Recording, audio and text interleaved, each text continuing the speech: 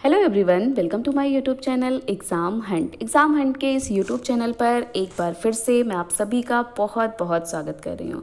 Guys, ये जो आज का हमारा वीडियो है वो हिंदी पेडागोजी पर बना हुआ है। हम इस सेशन में हिंदी पेडागोजी के एक बहुत ही मोस्ट इम्पॉर्टेंट टॉपिक को आपके साथ डिस्कस करने वाले हैं। और ये जो टॉपिक आज डिस्कस होने वाला है ना, इससे आपके 3 से 4 नंबर के क्वेश्चन एग्जाम में पूछे जाते हैं।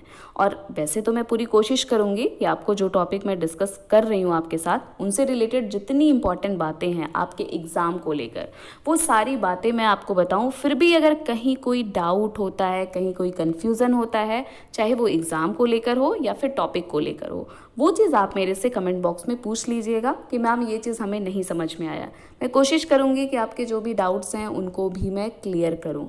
और सबसे मोस्ट इम्पॉर्टेंट बात, अगर वीडियो पसंद आता है, जो मैंने आपको पढ़ाया वो आपको समझ में आता है, तो वीडियो को लाइक करना, चैनल को सब्सक्राइब करना, बेल आइकन दबाना और ज़्यादा से ज़्यादा इसे अपने दोस्तों के साथ शेयर करना बिल्कुल मत भूलिएगा। तो चलिए देखते हैं कि आज हम इस सेशन में हिंदी पेडागोजी के किस मोस्ट इम्पॉर्टेंट टॉपिक को आपके साथ डिस्कस करने वाले हैं। तो आज का जो हमारा टॉपिक डिस्कस होगा वो चौमास्की के भाषा विकास सिद्धांत को लेकर होगा और भाषा अधिगम तथा भाषा अर्जन में क्या अंतर है इसके बारे में डिस्कस करेंगे। तो आपको पता ही चल गया कितना इंपॉर्टेंट टॉपिक आज पढ़ने वाले हैं। और आपको पता है कि 15 नंबर के आपके हिंदी पेडागोजी आती है, और मैं कोशिश करूंगी कि यहाँ पे आपके जो 15 नंबर हैं, जितने आपके मोस्ट इंपॉर्टेंट टॉपिक हैं हिंदी पेडागोजी के, वो सारे मैं कवर करूँ ताकि आप 15 नंबर यूं लेके चले जाइए। ठीक है, तो चलिए फिर देखते हैं चौमास्की के भाषा विकास का जो सिद्धांत है और भाषा अधिगम तथा अर्जन में क्या अंतर है।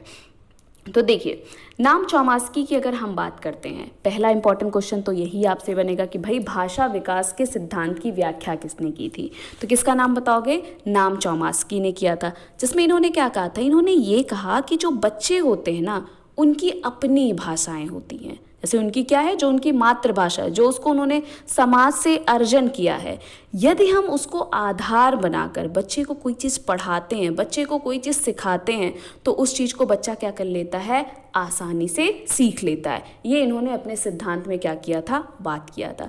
अब जो नाम चौमास्की से लेकर जो आपके एग्जाम में क्वेश्चन पूछे जाते हैं, तो क्या क्या टर्म अगर आपके एग्जाम में आ जाए तो आप बताओगे कि ये किससे संबंधित है? नाम चौमास्की से संबंधित है। जैसे कभी भी अगर आपसे क्या पूछा जाता है कि भाषा अर्जन का सिद्धांत किसने दिया, तो नाम किसका बताओगे? चौमास्की ने दिया। या फिर आपसे पूछा जाए कि भाषा सीखने की जो क्षमता होती है वो बच्चे में जन्मजात क्षमता होती है, ये तो भैया मोस्ट इंपॉर्टेंट क्वेश्चन है। ठीक, तो किसने ये कहा था? चौमास्की ने कहा था। इसके अलावा ये क्या कहते हैं कि बालक के अंदर भाषा अर्जन यंत्र होता है। मतलब आपके एग्जाम में पूछा जाता है कि जनरेटिव ग्रामर शब्द के बारे में किसने बताया था, तो नाम चौमास्की ने बताया था। आपसे पूछा जाए गहरी भाषा को गहरी संरचना के रूप में किसने बताया था, तो चौमास्की ने। और आपसे क्वेश्चन पूछा जाएगा कि नाम चौमास्की किसकी बात नहीं करते हैं, तो वो किस पर जोर देते हैं? वो भाषा अर्जन पर जोर देते हैं, वो भाषा अधिगम पर जोर नहीं देते हैं। वो तो कहते हैं कि बालक अपने परिवार के माध्यम से क्या करता है? चीज़ों को सीख लेता है। भाषा सीखने की जो उसमें क्षमता है वो उसकी जन्मजात क्षमता है। ठीक है, इसके अलावा अगर आपसे क्या पूछा जाए कि सार्वभौमिक भाषा सिद्धांत से कौन संबंधित है, तब भी आप किसका नाम बताओगे? नाम चौमास्की का नाम बताओगे। ये किसकी बात करते हैं? ये विद्यालय रहित शिक्षा की बात करते हैं। ये अधिगम की बात नहीं करते हैं। मतलब किसकी बात करते हैं? भाषा अर्जन की बात करते हैं। ठीक है, इसके अलावा क्या होता है? ये अनौपचारिक शिक्षा पर बल देते हैं। आपसे पूछा जाएगा कि नाम चौमास्की किस शिक्षा पर बल देते हैं? आप औपचारिक शिक्षा है, अनौपचारिक है, दोनों है, तो क्या बताओगे? ये अनौपचारिक शिक्षा पर क्या देते हैं? बल देते हैं। पॉइंट्स क्लियर हुआ। और अगर सबसे मोस्ट इंपॉर्टेंट क्वेश्चन, अगर आपसे क्या पूछा जाएगा, भाषा विकास का सिद्धांत किसने दिया था, तो नाम चौमास्की ने दिया था। ये समझ लीजिए कि अगर आपने इतने पॉइंट पढ़ लिए ना, तो अगर चौमास्की से कोई भी क्वेश्चन पूछा गया तो इससे बाहर आपके एग्जाम में नहीं पूछा जाएगा। सारे पॉइंट्स क्लियर हुए। नेक्स्ट देखते हैं अगला हमारा क्या है। जैसे देखिए, एक पॉइंट्स आपसे मोस्टली एग्जाम में पूछा जाता है कि प्रारंभिक स्तर पर जो बच्चा सीखता है वो किस पर आधारित होता है। तो प्रारंभिक स्तर पर बच्चों का जो सीखना होता है ना, वो उसकी स्मृति पर आधारित होता है। पॉइंट्स क्लियर हुआ? पहला मोस्ट इंपॉर्टेंट चीज़। अगर आपसे पूछा जाए कि भाई भाषा अर्जन, तो अभी बताया है कि भाषा अर्जन क्या होती है, जन्मजात क्षमता होती है। और भाषा में जो क्षमता होती है वो अंतर्निहित, मतलब आपके अंदर भाई वो जनरेटिव ग्रामर शब्द के लिए इन्होंने क्या किया था, उसका प्रयोग किया था। ठीक है, यहाँ तक किसी को कोई प्रॉब्लम, कोई कन्फ्यूज़न हो तो कमेंट बॉक्स में आप पूछ सकते हैं कि मैम ये वाला पॉइंट नहीं समझ में आया। और वीडियो को लाइक करना, चैनल को सब्सक्राइब करना, ज़्यादा से ज़्यादा अपने दोस्तों के साथ शेयर करना, और वीडियो कैसी लगी इसे कमेंट बॉक्स में बताना बिल्कुल मत भूलिएगा। तो चलिए देखते हैं अब नेक्स्ट पॉइंट। अगला हमारा पॉइंट है कि भाई भाषा अधिगम क्या होता है, भाषा अर्जन क्या होता है। तो अधिगम को देखकर ही हमें पता चल रहा है ना कि भाई हम कोई चीज़ सीख रहे हैं, सीखने की बात की जा रही है ना। भाई भाषा है तो भाषा सीखने की बात की जाएगी। भाषा अर्जन, अर्जन का मतलब ही हमें कुछ समझ में आ रहा है कि कुछ अर्जित करने की बात की जाएगी। अब भाषा दिया है तो जाहिर सी बात है किसको अर्जन करने की बात की गई है, भाषा को अर्जित करने की क्या की गई है, बात की गई है। अब देखिए, भाषा अधिगम जो होता है, मतलब जो हम भाषा को सीखते हैं वो औपचारिक होता है। ठीक है, उसका क्या होता है, एक निश्चित उद्देश्य होता है। हमने आपको जो पढ़ा रहे हैं, हम आपको जो सिखा रहे हैं भाई, उसका एक उद्देश्य है कि हमें सीटेट के एग्ज़ाम में ये चीज़ आना है, तभी तो हम पढ़ रहे हैं। अगर कोई उद्देश्य ही नहीं होगा तो हम क्यों भाई पेडागोजी क्यों पढ़ेंगे, हमें क्या ज़रूरत है, हमें थोड़ी ना पेडागोजी सीखना है, लेकिन हमारे क्या है, एग्ज़ाम के लिए ये इंपॉर्टेंट है। तो जो भाषा अधिगम होता है उसका क्या होता है, एक निश्चित उद्देश्य होता है। वो क्या होता है, औपचारिक होता है। इसके अलावा भाषा अर्जन की अगर बात की जाएगी तो आप ये नहीं बताओगे कि उसका वो स्वाभाविक है। मान लीजिए हमें क्या करना है कि अगर एक छोटा सा बच्चा है, दो छोटे बच्चे हैं, जुड़वा बच्चे हैं, आप एक बच्चे को ले जाके अमेरिका छोड़ दीजिए और एक बच्चे को आप गांव में रखिए, वो वहाँ पे जो उसकी भाषा बोली होगी वो सारी चीज़ें वो सीखेगा, क्योंकि वो स्वाभाविक है, उसने भाषा को स्वाभाविक रूप से अर्जित किया।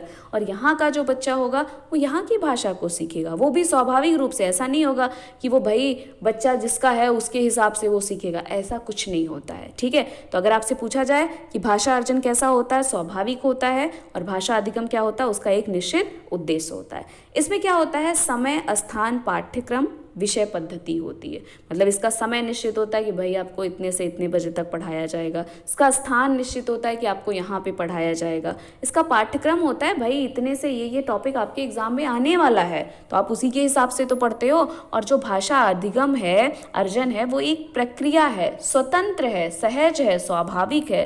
इसका नहीं है कि भाई हमें समय की ज़रूरत है, हमें स्थान की ज़रूरत है, हमें पाठ्यक्रम की ज़रूरत है, हमें विषय वस्तु की ज़रूरत है। नहीं भाई, आप एक प्रक्रिया, आप स्वतंत्र हो। आपने सीखा कि अच्छा कोई कुछ बोल रहा है, हमने सीख लिया स्वाभाविक रूप से। ठीक है, वो सहज है। ये प्रशिक्षण युक्त होता है। भाई हमें क्या है, फिर टेस्ट देना पड़ता है, हमें अगर हम कहीं गलती करते हैं तो कोई हमको सिखाता है, इसमें ऐसा कुछ नहीं होता है। ठीक है, ये नियमबद्ध है। इसमें नियम होते हैं कि पहले भाई हमें वर्णमाला सीखना है, वर्णमाला के बाद फिर हम क्या करते हैं, शब्द सीखते हैं, शब्दों के बाद फिर हम वाक्य बनाना सीखते हैं। कि डायरेक्ट आप भाई कि जो है बड़े बड़े लेखकों की किताब पढ़ने लगोगे, नहीं, ये नियमबद्ध होता है, ये त्रुटि युक्त होता है। मतलब जो भाषा अर्जन है इसमें आप बहुत सारी त्रुटियां भी करते हो, बहुत सारी गलतियां करते हो। क्या है, हमारी भाई वो भाषा बोली है, हम जिस भाषा बोली में रह रहे हैं, जिस परिवेश में रह रहे हैं, उसी हिसाब से बोलेंगे। हमें ये नहीं पता कि हम वो गलत बोल रहे हैं। जैसे बच्चे क्या होते हैं, सड़क को सरक बोल रहे हैं, वो उनके भाषा का प्रभाव है। ठीक है, उन्होंने वो अर्जन किया कि वहाँ पे उनके यहाँ पे सड़क को सरक बोला जा रहा था। ठीक है, इसके अलावा क्या होता है, व्यवहारिक रूपरेखा। ठीक है, मतलब एक इसकी जो भाषा अधिगम होती है उसकी एक व्यवहारिक रूपरेखा होती है कि हाँ आपको इसको यहाँ पे पढ़ना है तो इसका उपयोग यहाँ पे करना है, कैसे करना है, वो सारी चीज़ें होती है। ये भाषा अर्जन क्या होता है, उद्देश्य रहित होता है। इसका कोई उद्देश्य नहीं है कि हमको इस उद्देश्य के लिए ये चीज़ सीखना है, नहीं। और आपका भाषा अधिगम में क्या कहता है, इसमें त्रुटियां होती हैं परंतु उसे सुधारा भी जा सकता है। लेकिन भाषा अर्जन में उसको हम त्रुटि नहीं करते हैं, जो हमारी बोली की भाषा है। अगर हम सड़क को सरक बोल रहे हैं तो हम उसको कोई त्रुटि नहीं कहेंगे, वो तो हमारी क्या है, स्वाभाविक क्षमता, वो हमारी भाषा अर्जन की बात की गई थी। ठीक है, तो मुझे लगता है कि मैंने जो आपको चीज़ें बताई है, चीज़ें पढ़ाई है, वो आपको समझ में आया होगा। फिर भी अगर डाउट है तो आप वो चीज़ कमेंट बॉक्स में ज़रूर पूछिएगा। आज मैंने आपको 3 नंबर के क्वेश्चन, आपके 3 से 4 नंबर के क्वेश्चन तैयार करवा दिए हैं। नेक्स्ट वीडियो में फिर हम डिस्कस करेंगे एक नए टॉपिक के साथ। और हाँ, वीडियो पसंद आए तो लाइक करना, शेयर करना, ज़्यादा से ज़्यादा भाई इसको अपने दोस्तों के साथ आप शेयर करिए, ताकि जल्दी से सब्सक्राइबर बढ़ें और जल्दी से मैं आपके सामने लाइव आ सकूं। और क्या करना है, शेयर, सब्सक्राइबर और कमेंट करके बताना है कि आपको वीडियो कैसी लगी। तो चलिए फिर मिलते हैं आपको नेक्स्ट वीडियो में और डिस्कस करेंगे आपके साथ बहुत सारी बातें। Thank you so much guys, best of luck.